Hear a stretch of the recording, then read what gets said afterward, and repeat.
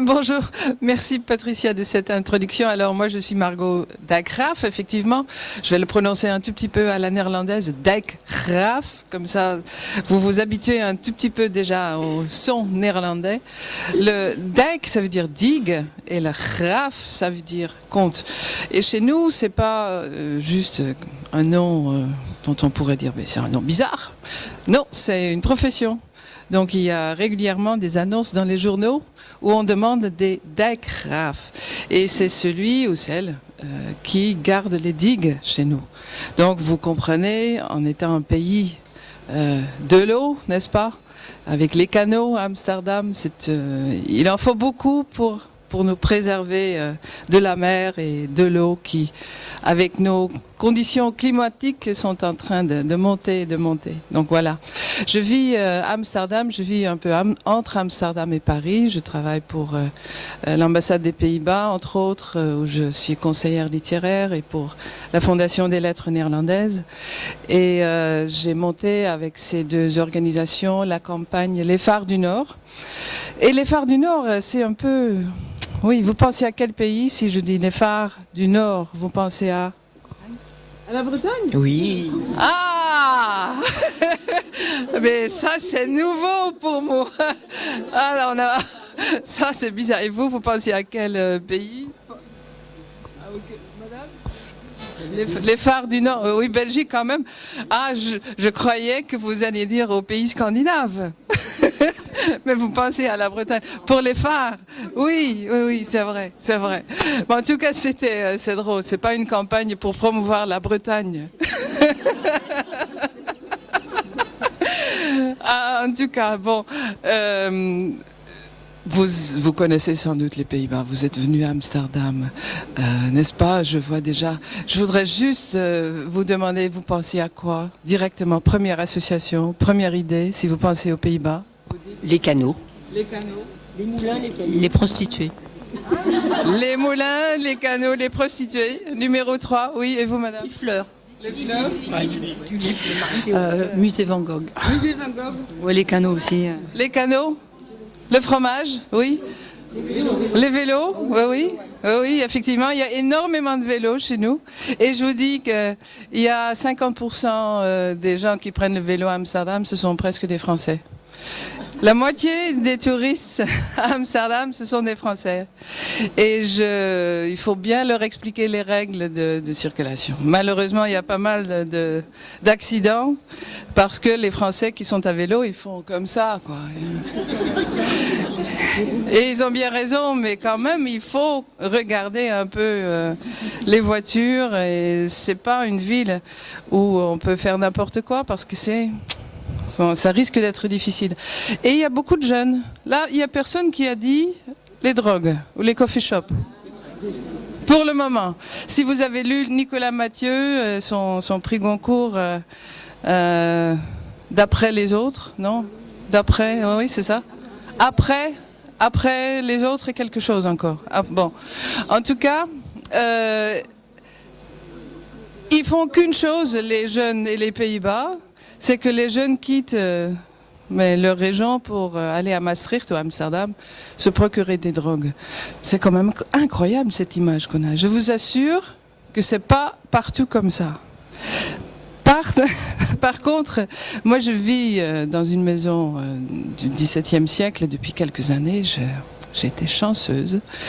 Et je vis dans une maison sur le Brouwersgracht, donc le canal des brasseries, où autrefois il y avait des bateaux qui amenaient des épices et tout ça des Indes, hein, de l'Indonésie. De l'Inde, c'est ça? Des Indes. Et à cette époque-là, l'eau dans les canaux était tellement moche et tellement sale que les gens se lavaient et buvaient de la bière. Donc, dans ma maison, il y avait comment dit-on, des fûts de bière? Des fûts de bière et des harengs. Ça sent toujours un tout petit peu l'hareng. Si je me lève, je me dis, bon, c'est difficile. Donc les maisons à Amsterdam sont très étroite et très haute. Donc il y a deux portes, il y a la nôtre et la porte des voisins. La porte des voisins monte tout à fait au 5e, 6e étage et les nôtres entrent donc directement dans le sous-sol et premier étage. Et pourquoi je vous raconte ça? Bon, parce que je voudrais... Évidemment, je vais vous parler de la littérature néerlandaise, mais c'est bien de savoir aussi où on se trouve. Hein? Heureusement, Patricia a mis quelques belles cartes ici. Vous voyez ici les Pays-Bas, la Belgique, et vous êtes ici quelque part. Hein? Oui.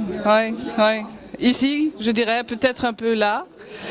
Et si vous allez venir à Amsterdam par le train, vous passez par Paris. Donc là, tout à l'heure, je vais prendre le train pour Paris. Ensuite, j'arrive à la gare Montparnasse. Je change à la gare du Nord et je passe par Bruxelles. Tout ça, ça va très vite parce qu'il y a des TGV, des Thalys. Donc jusqu'à Bruxelles, ça va presque 300 km à l'heure. C'est rapide. Et après Bruxelles, ça devient un peu plus lent. On passe par Rotterdam, comme ça, Amsterdam, et on met 3h20 minutes. Donc c'est raisonnable. Pour vous, ça prend même pas une journée. Vous êtes déjà venu à Amsterdam? Qui est venu à Amsterdam? Ah oui, beaucoup. Et qui est allé à Bruxelles? Plus. Ah oui, vous êtes des voyageurs et des voyageuses, c'est bien, oui. Et quelle langue est-ce qu'on parle aux Pays-Bas? Le néerlandais? L'anglais? Oui, tous les Néerlandais parlent anglais, c'est vrai. Mais la langue maternelle, c'est quand même le néerlandais. Et quelle langue parle-t-on en Belgique? Le flamand? Le flamand et le wallon, oui. Et le français, oui. Mais on ne parle pas le flamand en Belgique. Vous vous trompez, là. Ils parlent néerlandais. Hein, il y a... en Belgique, aux Pays-Bas, on parle le néerlandais. C'est quand même bizarre, hein? Notre pays s'appelle Pays-Bas, le plat pays, comme disait Brel, même s'il parle un tout petit peu de la Belgique aussi. Le néerlandais, et puis, en Belgique, il parle donc la partie nord parle le néerlandais, la partie sud parle le français, et si, à l'est, qu'est-ce qu'il parle? L'allemand, oui. Ça, c'est un peu difficile surtout. Il y a aussi la Hollande. D'après vous, la Hollande, c'est la Belgique ou c'est les Pays-Bas? C'est quoi, la Hollande? Sauf votre ancien Premier ministre, évidemment, président. Mais bon. Oui, tout à fait, oui. Et même, il y a toujours deux provinces, chez nous, aux Pays-Bas, qui s'appellent la Hollande. Donc, si vous dites je vais en Hollande, ben, vous voulez dire probablement je vais aux Pays-Bas. Mais pour nous, si vous dites je vais en Hollande, nous, on va se demander est-ce que vous allez à Amsterdam ou est-ce que vous allez à Rotterdam? La Hollande septentrionale et la Hollande méridionale, ça on ne l'utilise jamais. Hein. On dit Noord-Holland et Zuid-Holland. Hollande du Nord et Hollande du Sud. On ne dit jamais septentrional ou méridional, c'est un nom. Bon, effectivement, c'est correct, mais c'est la première fois de ma vie que je le vois ça, comme ça. Bon. Donc, si vous dites je vais en Hollande, chez nous, probablement, on va vous demander, tiens, où allez-vous? Parce que si vous dites je vais aux Pays-Bas, tout le monde comprend, je vais aux Pays-Bas. Je vais en Belgique, je vais en Belgique. Je vais en Flandre, vous dites. En Flandre, ça veut dire donc la partie nord de la Belgique. Hein? Les écrivains belges, donc ils peuvent écrire en français, en néerlandais ou en allemand.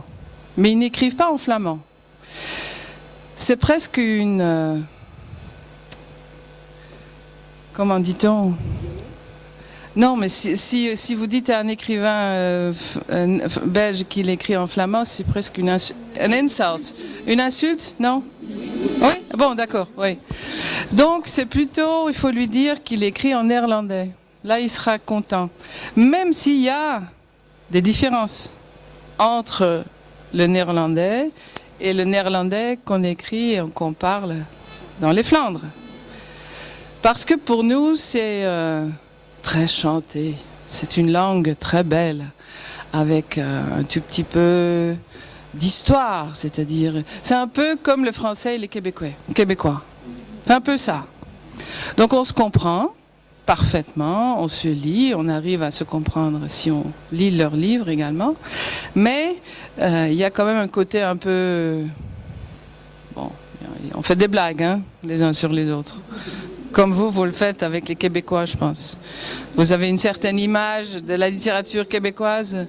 Comme nous, on fait beaucoup de blagues sur les frites, par exemple, les frites belges. Et Mannekempis à Bruxelles. Et eux, sans doute, ils font plein de blagues sur notre côté pingre, c'est ça? Oui. Donc les Néerlandais qui ne veulent pas dépenser de l'argent, comme ils le font sans doute dans cette région-ci. Donc voilà, tout le monde écrit en néerlandais et les écrivains belges, donc flamandes, publient leurs livres aux Pays-Bas. Il y a des maisons d'édition à Anvers ou à Bruxelles, mais si on veut vraiment être un véritable écrivain, on publie ses livres aux Pays-Bas. Voilà, je n'y peux rien, c'est comme ça. Pour la partie sud de la Belgique, c'est donc la Wallonie. Comme vous le savez, la Belgique est un pays assez difficile. Il y a plusieurs parties d'administration. Il y a Bruxelles où on parle toutes ces langues, c'est plutôt francophone. Et si on s'exprime en néerlandais, on vous regarde un peu, on vous demande de quelle planète venez-vous, tandis qu'on est en Belgique. Donc c'est quand même la situation des langues en Belgique est compliquée, mais ça il faudrait le demander à quelqu'un qui s'y connaît vraiment bien peut-être. Alors, pour la littérature, ça c'est important. Ah non, une autre chose. C'est la position des langues du néerlandais et du français dans le monde, parce que c'est important aussi pour la littérature. Évidemment, il faut regarder d'abord l'anglais. Hein. L'anglais est la langue la plus parlée dans le monde. Mais pour le français et pour le néerlandais, il y a quand même des grandes différences également. Vous êtes combien les Français? Vous êtes combien de millions? 68 millions, je pense. En tout cas, peut-être un peu plus depuis les dernières semaines, mais en tout cas, lorsque je l'ai vérifié, vous étiez 68 millions. Et il y a 274 millions de gens qui parlent français dans le monde. Qui parlent français. Mais il y en a beaucoup plus qui comprennent le français. 400 millions. 400 millions de Français, de personnes comprennent le français dans le monde. Et évidemment, la France fait partie de cette belle francophonie, donc vous êtes vraiment actifs, vous les Français. Hein, dans la francophonie, vous ouvrez plein d'instituts français en Asie, en Chine. Malheureusement, vous les fermez chez nous, mais bon, c'est pas grave. Nous, on est à 3h20 de Thalys, c'est quand même dommage. Et pour les Pays-Bas, on est, vous savez combien de Hollandais, Néerlandais, il y en a? Je sais pas. 5 millions? 5 millions? 5 millions? Non, on n'a quand même pas 5 millions. 5 millions, c'est les Islandais. En Islande, ils sont 5 millions. Nous, on est 17 millions. Donc, la partie des Pays-Bas, on a 17 millions de Néerlandais. Et pour les Flandres, effectivement, un peu plus que 5 millions, 6 millions. Donc, ça veut dire en tout qu'il y a 23 millions de gens qui lisent et comprennent le néerlandais. On peut penser à l'Afrique du Sud, mais c'est quand même une langue d'origine néerlandaise, mais très différente. C'est vraiment pas pareil. Et il y a les Suriname, donc les Antilles, où quelques personnes un peu plus âgées parlent, même les jeunes, mais c'est un néerlandais quand même très différent, très... Oui, c'est plutôt une créole néerlandaise. Bon, ne le dites pas aux linguistes, mais bon, on peut le dire comme ça. Alors, vous voyez, il y a une grande différence entre écrire en français et écrire en néerlandais. Hein, si on écrit en français, on a quand même 400 millions de lecteurs possibles. Tandis que si on écrit en néerlandais, on n'a que 23 millions de lecteurs possibles. Donc là, déjà, il y a une grande différence. Vous savez, par exemple, combien de prix Nobel il y a eu en littérature pour la littérature française, pour les écrivains français? Depuis le début, depuis 1901, une centaine de Français. Le prix existe depuis 1901. Il y en a un par an, oui. Oui. Mais le prix Nobel de littérature couronne quand même toutes les littératures du monde. 30? 20? Non. Vous en avez eu beaucoup, mais pas 100 et pas 30 non plus. 14. 14. C'est bien, hein, sur 100 ans, avoir 14 prix de littérature Nobel. Hein, c'est pas rien, parce que c'est important pour une littérature d'avoir le prix Nobel. Parce que ça veut dire que non seulement le Clésio, Modiano, Sartre, etc. vont être lus dans tout le monde, dans le monde entier, je veux dire, mais qu'en plus, ils vont s'intéresser à leurs collègues et que la langue française va être mise en avant. Et il y aura plein de traductions dans d'autres langues. C'est ça qui compte. Et pour les Néerlandais, vous savez combien de prix Nobel on a eu en littérature? 2? Qui? Vous vous souvenez? Ah, je suis malicieuse, je suis désolée. Non, on a eu 0. 0 de prix Nobel de littérature pour les Pays-Bas. Il y a eu un prix pour Maurice Maeterlinck. Donc c'est un écrivain de langue française, wallonne, en 1917, il me semble, ou quelque chose comme ça, je peux me tromper. Mais en tout cas, c'est quelqu'un qui n'a plus du tout lu. Même en Belgique, il faut vraiment essayer de trouver un livre de Maurice Maeterlinck pour se rendre compte à quel point il est oublié. Il est joué, ses pièces de théâtre, toujours. Récemment, vous avez vu une... Ah oui? Ah, mais c'est bien. Grâce aux Français, les prix Nobel wallons existent et sont joués. Alors, il y a 2 écrivains dont je voudrais vous parler tout rapidement avant de passer au choix littéraire. Il y a une écrivaine qui aurait dû avoir le prix Nobel. Vraiment. Et je pense que vous la connaissez au moins de nom. Sinon, courez à la librairie pour en acheter un titre. C'est Hella Haase. Hella S. Haase. Je vois que vous l'avez lu. Oui, qu'est-ce que vous avez lu d'elle? Vous vous souvenez? Ça fait très longtemps. On est en train de les remettre en valeur, justement, de faire découvrir d'autres auteurs également que ceux qui sont sélectionnés, et elle en fait partie. Donc, super, super. C'est vraiment l'écrivain par excellence à découvrir. Elle est morte il y a 6 ans, je dirais. J'étais une amie d'elle, j'ai fait un livre sur son œuvre. Elle était née en 1918 à Jakarta, à Batavia, à cette époque-là. Donc elle a des racines imaginaires indonésiennes parce que ses parents étaient quand même néerlandais. Mais elle a passé, disons, les premières 11-12 ans de sa vie en Java. En Java. Et il faut dire que ces années passées là-bas ont vraiment caractérisé, fait son œuvre. Le lac noir est un des titres les plus connus. Si vous avez l'occasion de le trouver, c'est vraiment son chef-d'œuvre. C'est un tout petit livre avec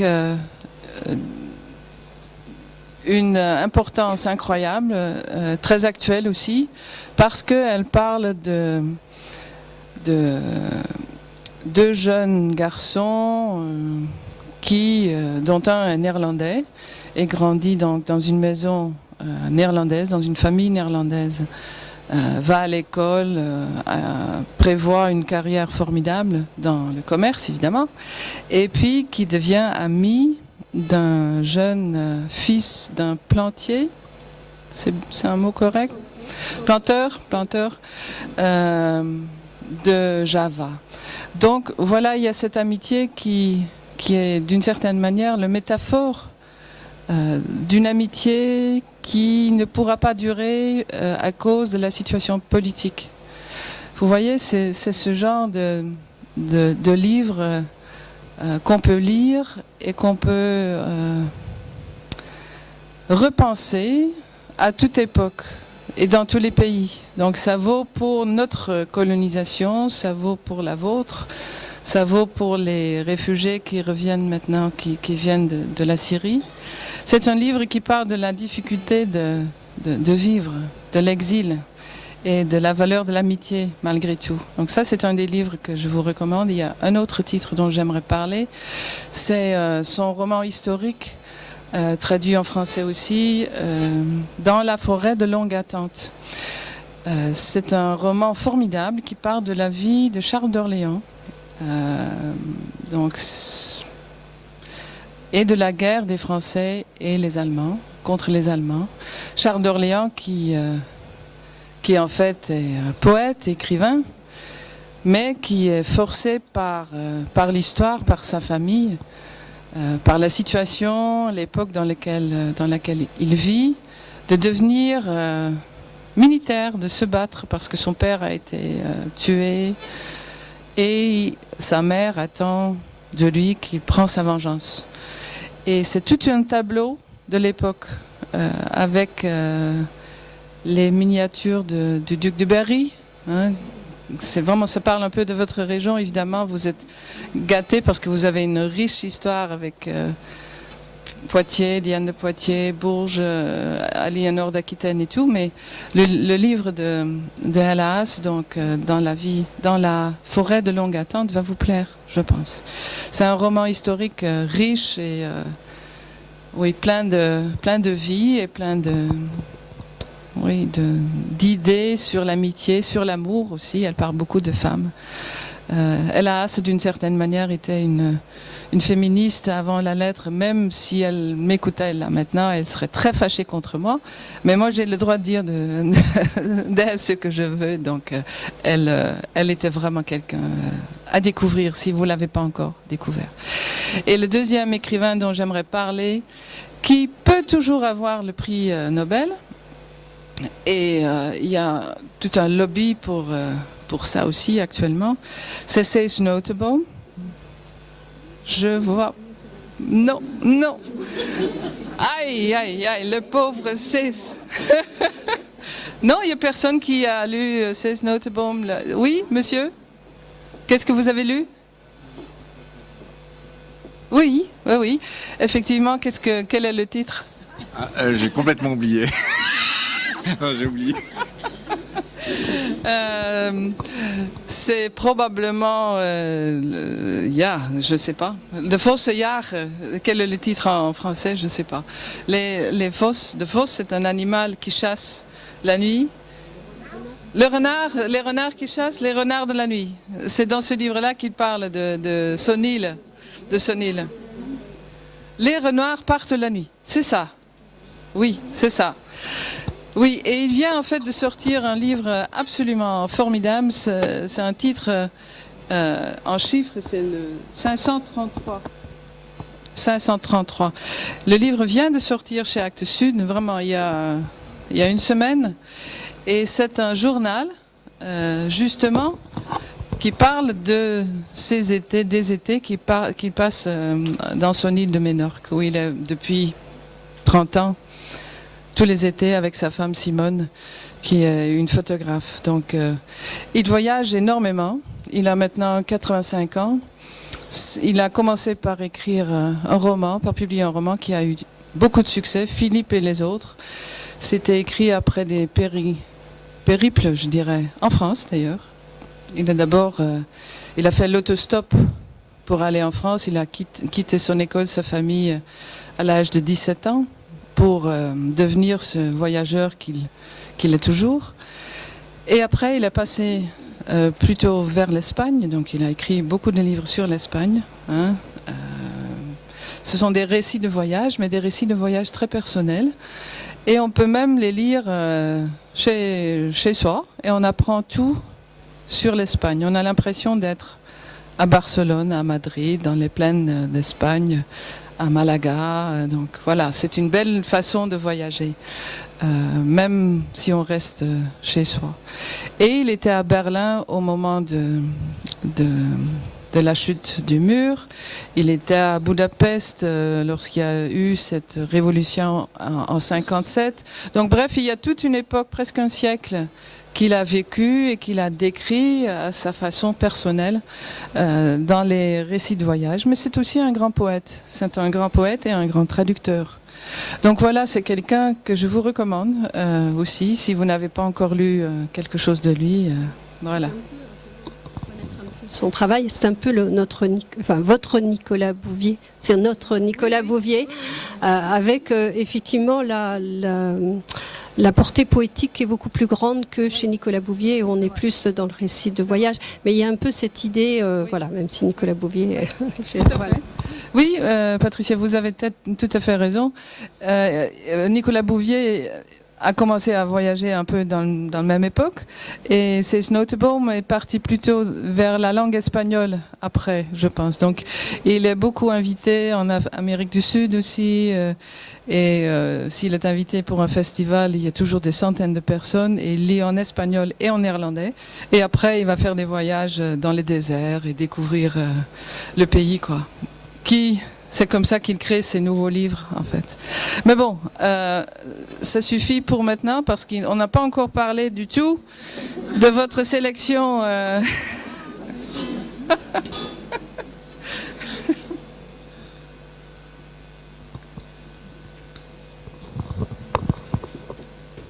on va le faire tout de suite.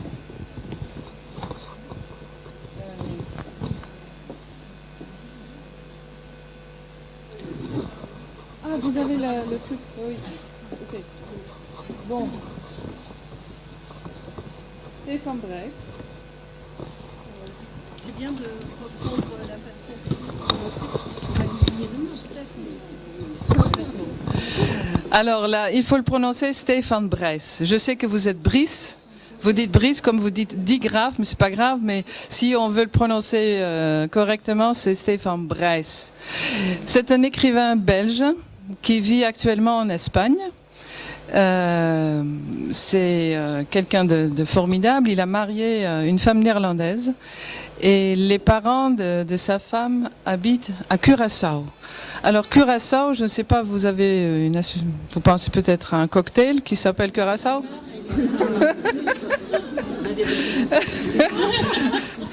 Vous pensez aussi à autre chose ou c'est juste la liqueur, d'accord. La Curaçao, c'est une île, une ancienne île colonisée par les Pays-Bas. Donc Curaçao, Aruba et Bonaire. C'est comme ça qu'on l'a appris à l'école. C'était des îles, anciennes îles colonisées, mais par les Pays-Bas. Hein, c'est un écrivain belge. Donc voilà, pour nous c'était spécial de voir un écrivain belge s'intéresser à nos îles colonisées. Mais en fait, il s'agit de Curaçao, parce qu'il parle de 3 générations en fait, de Max et de son père, et disons, il parle de 3 hommes. C'est peut-être ça.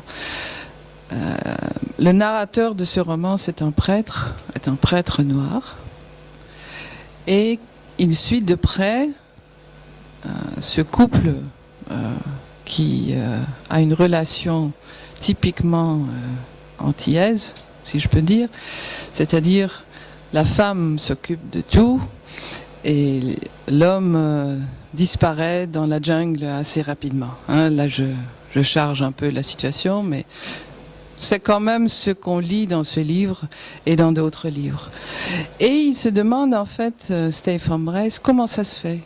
Comment ça se fait que la société à Curaçao est telle qu'elle est? Et ça, il le fait d'une façon vraiment super intéressante. Il peint comme un peintre l'atmosphère sur l'île, les personnages. Le personnage principal est un chauffeur de taxi. Il a un fils qui, lui, n'a pas du tout envie de devenir chauffeur de taxi comme son père. Il veut devenir instituteur. Le narrateur, le prêtre, est prêt à l'aider pour sortir de ce milieu de chauffeur de taxi parce qu'il a beaucoup de talent. Il peut faire autre chose. Mais malheureusement, ça ne se passe pas comme ça. C'est un livre qui, d'une certaine manière, ne parle pas, comme je disais, que du Curaçao, mais qui parle de la façon dont on peut sortir, oui ou non, de sa vie, quoi, de sa classe sociale. Est-ce que l'ascenseur social marche encore? Est-ce qu'elle ne marche pas? Et sinon, comment ça se fait qu'un chauffeur de taxi restera chauffeur de taxi? Et comme ça, ce sera pour son fils et pour son petit-fils. C'est ça un peu la question du roman.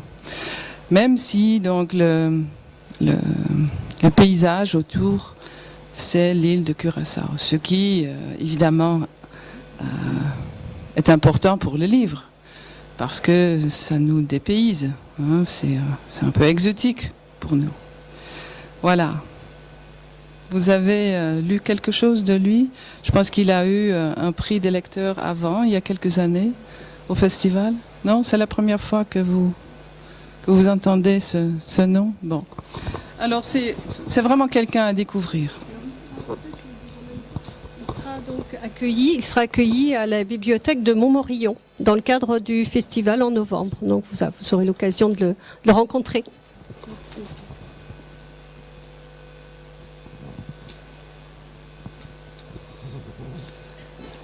Alors on va passer à un autre écrivain belge. Vous avez vraiment choisi les Belges, hein, les Français, incroyable. Stéphane Hermans. Voilà, quelqu'un de magnifique. Si vous avez l'occasion d'aller l'écouter donc en novembre, n'hésitez pas. C'est vraiment quelqu'un de très érudit, un véritable intellectuel avec un grand cœur, je dirais. Il a écrit pendant toute sa vie. Il a 68 ans maintenant. Il a une œuvre énorme. Il est surtout poète, essayiste. Il a enseigné pendant très longtemps la littérature. Il a enseigné l'art, les beaux-arts. Et il avait, jusqu'il y a 5 ans, il avait publié, je dirais, 40 titres. C'est énorme.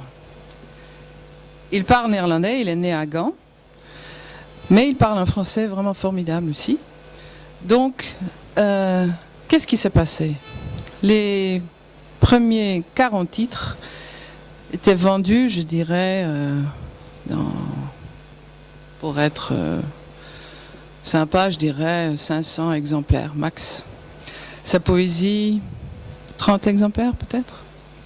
Mais là, il a changé quelque chose. Il a changé son style, il a changé de sujet. Il s'est dit peut-être, ça suffit, les quelques exemplaires, je veux vraiment avoir un public beaucoup plus grand. Et il a découvert quelque chose. Il a découvert dans son bureau les notes, les carnets de son grand-père. Son grand-père qui s'était battu pendant la Première Guerre mondiale. Et il les a lus, ces petits carnets. Il ne les avait pas encore lus, il n'osait pas les lire. Et qu'est-ce qu'il a découvert? Il a découvert les carnets vivants de comment c'était la vie de son grand-père, qui avait un job, qui voulait devenir peintre, disons. Mais la vie lui a empêché de devenir peintre. Donc il a découvert que ce grand-père, il voulait peindre des fresques, et qu'il avait peint pendant la guerre, dans les tranchées, pendant la Première Guerre mondiale. Et il a découvert comment c'était le mariage de ses deux grands-parents. Et il a écrit un livre d'après toutes ces découvertes qui s'appelle Guerre et térébenthine. Et le térébenthine vient du fait que si on est peintre, il faut laver ses pinceaux à la térébenthine. Donc Guerre et térébenthine, c'est un roman d'un côté très personnel, autobiographique, même s'il n'a pas repris les carnets de son grand-père littéralement dans le livre. Mais il parle de son grand-père, il le cite, et il fait ça dans un style absolument formidable. On est vraiment happé par le livre. Et d'un côté aussi, on se dit, mais peut-être vos grands-parents se sont battus dans la Première Guerre mondiale. Vous aussi, vous avez peut-être quelque part chez vous des carnets ou autre chose qui ont appartenu à vos grands-parents. Donc c'est une histoire absolument... C'est un roman historique, mais très personnel.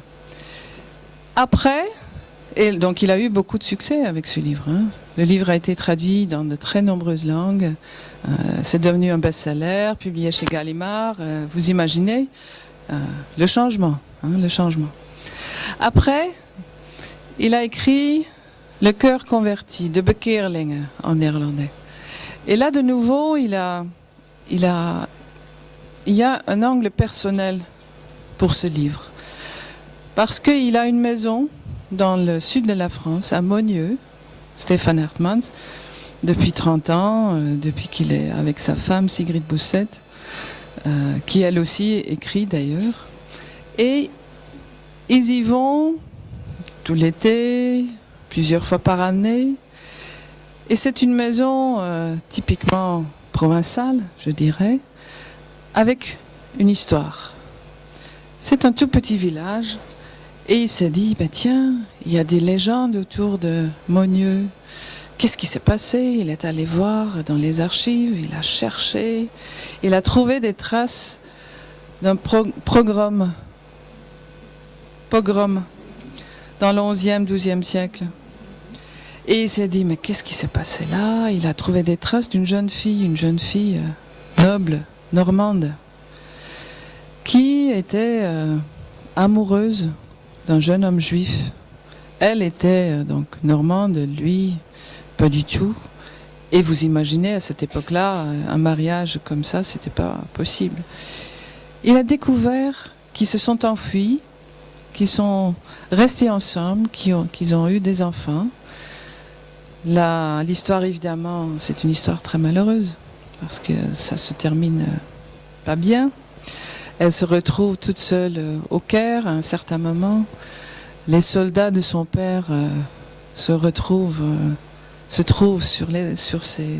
dans ses trousses, sur ses traces, et les trousses aussi, oui. Les traces et les trousses, c'est pareil. En tout cas, c'est malheureux dans les deux cas. Et puis, donc, une partie de cette histoire se déroule à Monnieu et autour de sa maison. Et il fait des découvertes et il nous les décrit, les découvertes, pas à pas dans son livre. Donc, d'une certaine manière, c'est un voyage de la Normandie en France, vers le sud de la France, bateau, Égypte. Et d'autre part aussi, c'est un style superbe. C'est vraiment quelque chose qu'il faut lire. C'est une histoire d'amour, mais c'est un roman historique. Et puis, je pense que vous allez passer quelques belles heures en lisant ce livre. Grâce au succès de ce livre, l'éditeur Castral, le Castor Astral, a republié un recueil de récits entre villes où, d'une façon assez personnelle, Stéphane Hertmans se promène dans des villes un peu partout en Europe. Donc, mais commencer par les deux romans, je dirais.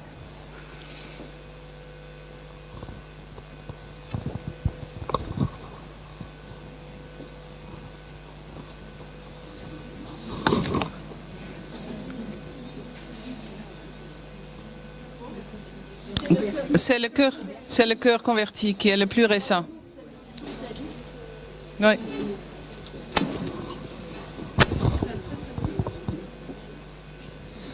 Alors, le troisième Belge, incroyable, les Belges. Jeroen Olieslagers. Ça, il faut le prononcer. Hein? Jeroen Olieslagers. Jeroen, c'est Jérôme. Oli, c'est huile. Et slager, ça veut dire charcutier. Donc c'est le charcutier de huile Jérôme. Bon, voilà. C'est comme ça que vous pouvez... Jeroen Olieslagers aussi avait déjà écrit pas mal de livres avant ce livre-ci, qui s'appelle donc en français Trouble. Et effectivement, c'est un livre troubleux, non, troublant. Il s'agit, là aussi, c'est une histoire de guerre d'Anvers. Jeroen Olieslagers, il habite Anvers, dans une maison, dans le quartier juif. Le synagogue juif est à quelques centaines de mètres. Dans le quartier juif à Anvers, je ne sais pas si vous êtes déjà allé à Anvers et si vous avez vu ce quartier juif. Imaginez tous les clichés sur les quartiers juifs. Hein? Vous l'avez dans votre tête? Mais c'est le double. Ouais. Donc, il y a des petits magasins, on peut acheter des chapeaux juifs. Il y a beaucoup de gens avec leurs cheveux comme ça, qui portent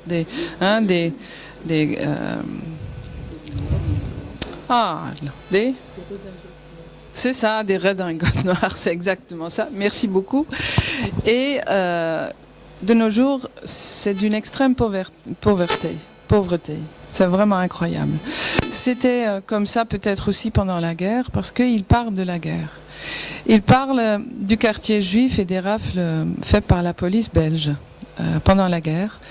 Et notamment, il donne la parole à un personnage principal qui s'appelle Wils, un policier belge, un policier d'Anvers, qui d'un côté est collaborateur, parce que c'est lui qui accompagne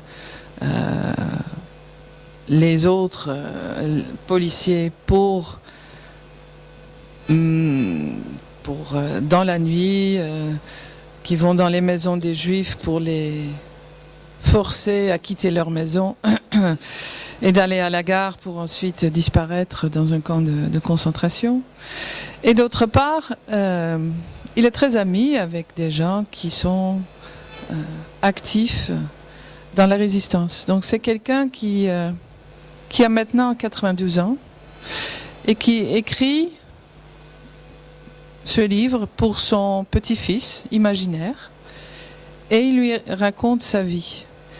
Et c'est le portrait émouvant, je dirais, d'un collaborateur qui n'a pas su choisir.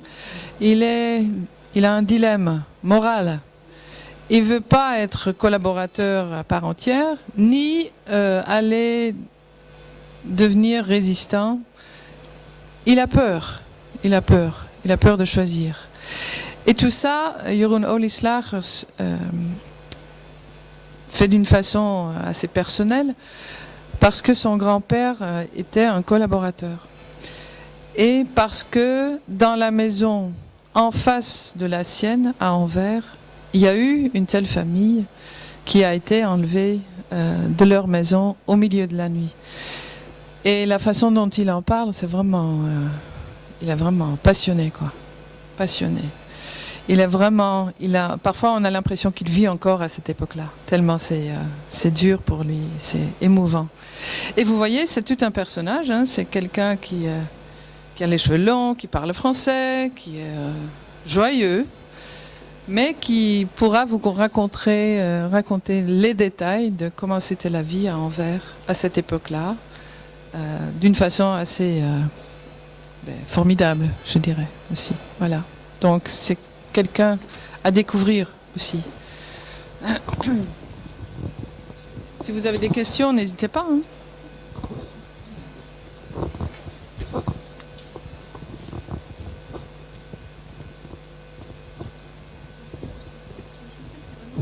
Très troublante.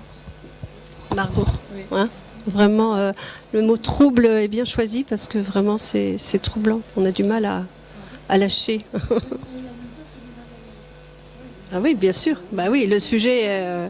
Mais il faut pouvoir l'écrire de cette façon-là. Je crois que c'est l'écriture qui tient tout. Oui, en néerlandais, on peut remarquer vraiment le style belge, je dirais, le style qui est plutôt flamand. La langue est vraiment flamand, à ce côté baroque de la langue néerlandaise flamande. Je ne sais pas si ça vous avez pu le remarquer aussi dans la traduction française, si c'est un français ou si vraiment il y a un côté baroque, exceptionnellement baroque dans la traduction française. Mais en tout cas pour nous, les Néerlandais, effectivement c'est un livre très dur.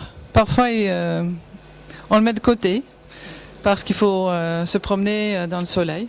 Au soleil, c'est ça. Oui, c'est ça.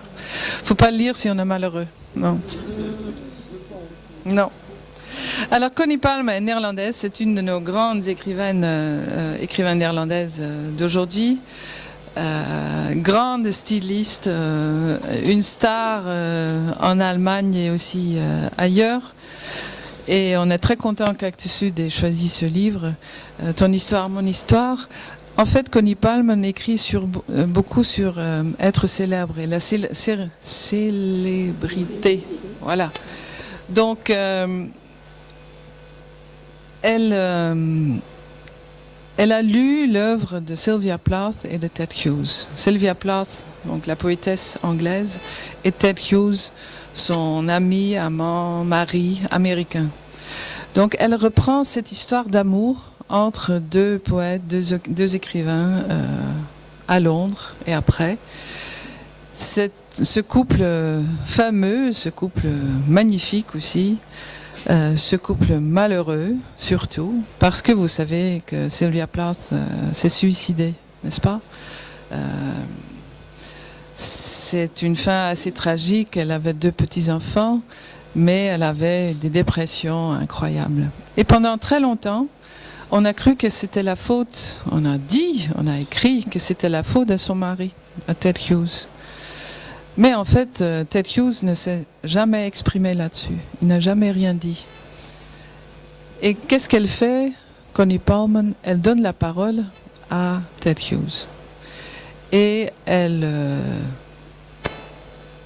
je dirais pas, elle prend sa partie, elle donne sa parole. Elle juge pas. Elle regarde ce qu'il a écrit, parce qu'il a écrit sur ce mariage, lui aussi, après la mort de Sylvia Plath, assez récemment. Il a publié des poèmes dans lesquels on peut lire quel genre de relation amoureuse il y avait entre eux. Et on peut lire aussi que c'était pas le monstre tel qu'on l'a cru pendant assez longtemps. Ted Hughes, en fait, c'était quelqu'un de difficile, mais probablement Sylvia Plath l'était encore beaucoup plus. Donc c'est une sorte de défense de Ted Hughes et en même temps, c'est une histoire d'amour vraiment magnifique, incroyable. C'est tellement bien écrit, c'est vraiment... On croit se retrouver dans l'œuvre de ces deux grands poètes et écrivains. C'est ça, en fait, ce qu'elle a fait. Vous avez lu la poésie de Sylvia Plath? Oui? C'est beau, hein? Oui. Donc voilà. À part ça, elle a écrit pas mal de livres qui sont pas traduits, malheureusement. Donc peut-être... ça va arriver bientôt. On verra. Et puis, le dernier titre, il me semble, n'est-ce pas? C'est le dernier, le 5e. C'est Simone van der Vlucht.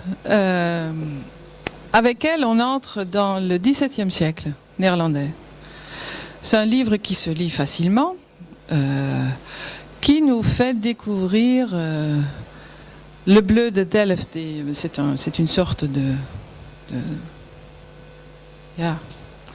je dirais pas un matériel, mais en fait c'est une histoire d'une jeune femme, donc au XVIIe siècle, notre siècle d'or, qui quitte son village,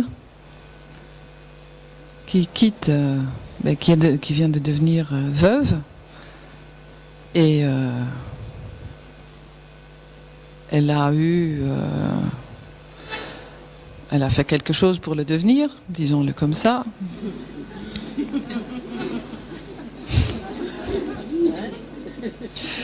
Donc elle a aidé un tout petit peu à devenir veuve. Bon, on la comprend, hein, si on lit le livre, on la comprend. Et qui s'en va à Amsterdam via Haarlem pour devenir intendante, je pense que c'est le mot en français, dans une famille à Amsterdam où bon, elle fait toutes sortes de choses et la dame pour laquelle elle travaille a très envie de devenir peintre et donc elle prend des cours et elle en profite, la jeune fille en profite. Comme ça, elle rencontre Rembrandt. Après, elle quitte Amsterdam pour aller s'installer à Delft. Elle s'approche de notre grand peintre Vermeer. Donc voilà, on entre vraiment dans le XVIIe siècle d'or. Vous avez lu le livre déjà? Non? Donc c'est un livre où on s'approche des grands noms du XVIIe siècle, je dirais. C'est un livre qui se lit facilement, un livre vraiment grand public, agréable. Voilà, Simone van Vlucht sera donc également présent en novembre au festival. C'est qu'elle sera dans le cadre des invitations dans le département à Nieul-l'Espoir, donc le jeudi soir, puisque la première invitation était pour le vendredi soir. Donc c'est le jeudi soir à Nieul-l'Espoir. Alors c'est la date du festival, c'est le jeudi 17, c'est la date du festival. Voilà les 5 titres que vous avez choisis. Il y a 2 recommandations donc de ma part, c'est Hella Haas et Says Notable.